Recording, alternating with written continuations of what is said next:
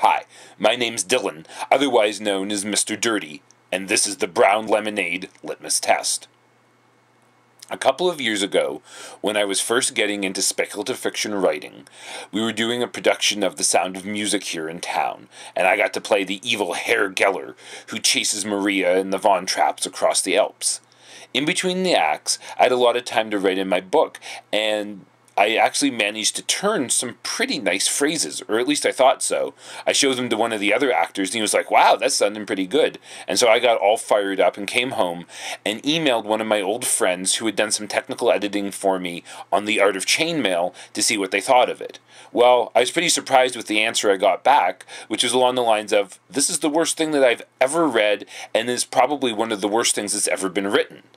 Well, this immediately had me to have a couple of reactions. The first is the thought that people really do take themselves way too fucking seriously.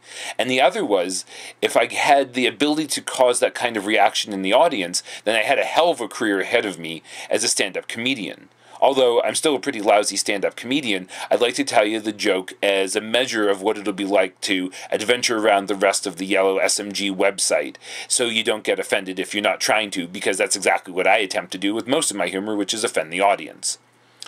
It goes something like this. Oh, I guess I should give it a bit of a preface. The way I look at life, it's kind of like this. We all come into the world playing on our own shit, and we're generally considered lucky to leave doing much the same, and yet somehow richer for the experience.